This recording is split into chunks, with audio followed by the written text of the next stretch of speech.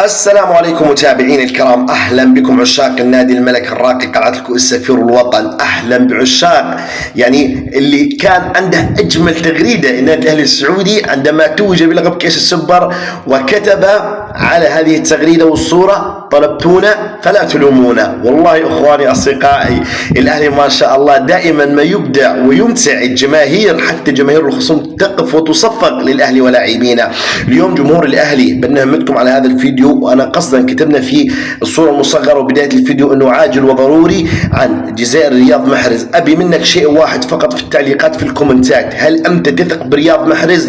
رياض محرز في الموسم الماضي وعد بلقب دوري ابطال اسيا للنخبه، وكفى ووفى وكان عنده وعده وكلامه. السنه رياض محرز وعد بلقب جديد وهو لقب الدوري الغائب عن خزائن النادي منذ فتره طويله. كذلك الامر وعد بحاجه مهمه جدا اخواني اصدقائي: المحافظه على لقب دوري ابطال اسيا للنخبه. ورياض اللي حمل النادي الاهلي في بطوله دوري ابطال اسيا للنخبه ونصف مساهمات الفريق كانت مسجله باسمه. رياض الذي يضع بصمته في كل مباراه وفي كل ماتش يكون موجود فيه. ابغى منك: هل انت عندك ثقه برياض محرز انه يجلب الدوري او يحافظ على الاسيويه؟ اكتب لي في الكومنتات في التعليقات تحت. انا والله اخواني اصدقائي كل الثقه بابن الجزائر، سحر الجزائر رياض محرز ابو ميله. والله ان شاء الله يكون قادر على صناعه الابتسامه على وجوه الجماهير الاهلاويه، ويكون قادر ان شاء الله على الايفاء بالوعد. ودائما كما نعرف عن رياض يكون ان شاء الله رجل في الملعب وخارج هذا المستطيل الاخضر.